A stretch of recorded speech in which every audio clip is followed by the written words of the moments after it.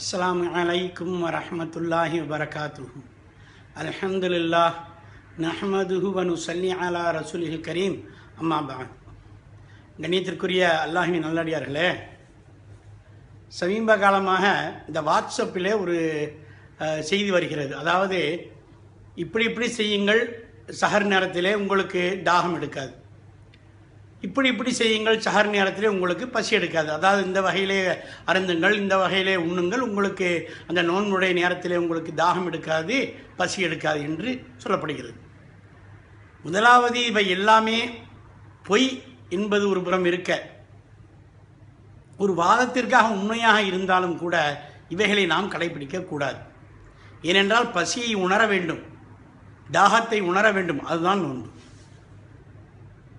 சையதுனா அலி இப்னு Abu தாலிப் ரலியல்லாஹு தஆலா அன்ஹு அவர்களிடம் அவருக்கு பிடித்தமான 3 விஷயங்களை பற்றி கேட்கும் பொழுது 3இல் ஒன்றாக கூறியது, நான் கடுமையான கோடையிலே நோன்பு நோக்க வேண்டும். ஏன்? அதிகமாக பசியை உணர வேண்டும், அதிகமாக தாகத்தை உணர வேண்டும் என்பதற்காகத்தான். ஆகையினால அந்த பசியையும் தாகத்தையும் தவிர்க்கக்கூடியதாக சொல்லப்படக்கூடிய எந்த விதமான முயற்சியையும் நாம் சஹரிலே செய்யக்கூடாது என்பது ஒரு பக்கம். அதே சமயம் நோன்பு திறந்து இஃப்தாருக்கு பின்னால் சஹர் வரைக்கும் எப்படி நடந்து கொள்ள வேண்டும்? இன்று நம்ம பார்க்குறோம், வாட்ஸ்அப்பில் நீங்கள் அதிகமாக சாப்பிடுகிறீர்கள், அப்படி சாப்பிடக்கூடாது, இப்படி சாப்பிடக்கூடாது, பஜ்ஜி அதிகமான பஜ்ஜி இப்படியெல்லாம் சாப்பிடுகிறீர்கள், சஹரில் கூட அதிகமாக நீங்கள் சாப்பிடக்கூடாது என்பது போன்ற அந்த தகவல் வருகிறது. அவைகளும் தவறானது தான்.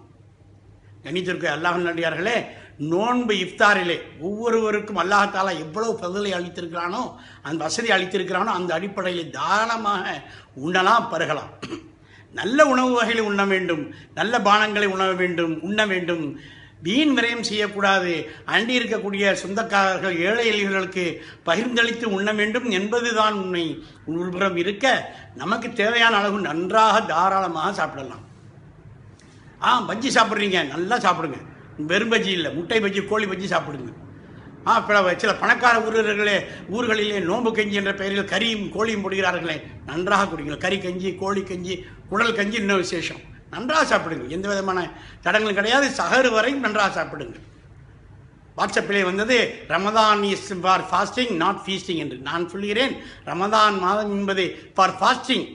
அந்த நேரத்திலே நோன்பு திறந்த பின்னால் சஹர் வரை ரமதான் நோன்பு ஃபார் ஃபீஸ்டிங். நன்றாக தாராளமாக ஹலாலான, சுவையான, மணமான உணவை தாராளமாக நன்றாக சாப்பிடலாம்.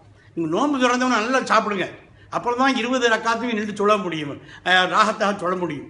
அதற்கு பின்னால் சஹரும் நன்றாக சாப்பிடலாம். விழித்திருந்து அந்த வேலைகளை, அலுவலக வேலை செய்யலாம். அசருக்கு பின்னால் நமக்கு அந்த அசதி கொடுக்கும், அந்த நோன்புடைய உணர்வுகளாம் வந்துவிடும்.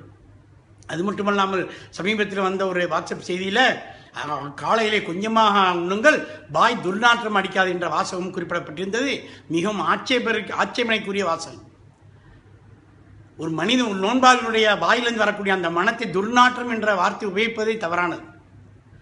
நாம் அறிந்த ஹதீஸ், சையதுனா மூசா அலைஹிஸ்ஸலாம் அவர்கள் தூர்சினாய் மலைக்கு செல்வதற்கு முன்னால் 30 நோன்பு பிடித்து விட்டு, எங்கே நம் வாயின் மனம் அல்லாஹ்விடம் வசரிப்பதற்கு தடையாக இருக்குமோ, நன்றாக இருக்காது என்று அவர்கள் பல்துளக்க, அல்லாஹ் தஆலா அதற்கு விளக்கம் கேட்டு, நீங்கள் இன்னும் 10 நோன்பு பிடித்து விட்டு வாருங்கள், உங்களுக்கு தெரியாதா நோன்பாளியுடைய வாயிலிருந்து வரக்கூடிய மனம் கஸ்தூரியை விட எனக்கு பிடித்தமான என்று அல்லாஹ் கூறியிருக்க, ஒரு நோன்பாளியுடைய வாயிலிருந்து வரக்கூடிய மனத்தை துர்நாற்றம் என்ற சொல்லை உபயோகப்படுத்தியிருப்பதே கண்டனத்திற்குரியது.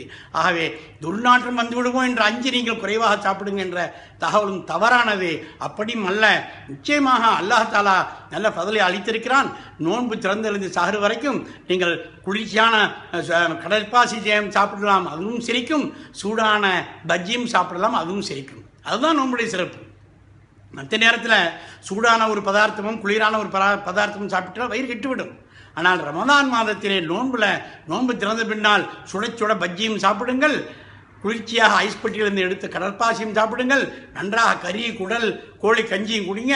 நல்ல உடம்புக்கு வலு கிடைக்கும். அதில் எந்த விதமான தரங்களும் கிடையாது. தாராளமாக ஹலாலான உணவுகளை சிறப்பாக சாப்பிடலாம். ஆகவே ரமதான் மாதம் என்பது அந்த நேரத்திலே நோன்பு நோற்கொண்டிய நேரத்தில் அது ஃபாஸ்டிங், இஃப்தாரில் இருந்து சஹர் வரைக்கும் அது ஃபீஸ்டிங். நாம் பகிர்ந்து உண்ணுவோம், வீண் விரயம் செய்ய மாட்டோம், ஹலாலான மனமான சுவையான உணவுகளை உண்ணுவோம். அதை நாம் நம்முடைய சொந்த பந்தங்களுடன் ஏழைகளுடன் பகிர்ந்து உண்ணக்கூடிய தௌஃபீக் அல்லாஹ் தந்தருள்வானாக. இன்ஷா அல்லாஹ் நாளை மீண்டும் சந்திக்கலாம். வாஹிர் தானான் அல்ஹம்துலில்லாஹி ரப்பில் ஆலமீன். ஸல்லல்லாஹு அலா முஹம்மது ஸல்லல்லாஹு அலைஹி வஸல்லம், ஸல்லல்லாஹு அலா முஹம்மது ஸல்லல்லாஹு அலைஹி வஸல்லம், ஸல்லல்லாஹு அலா முஹம்மது யா ரப்பி ஸல்லி அலைஹி வஸல்லம்.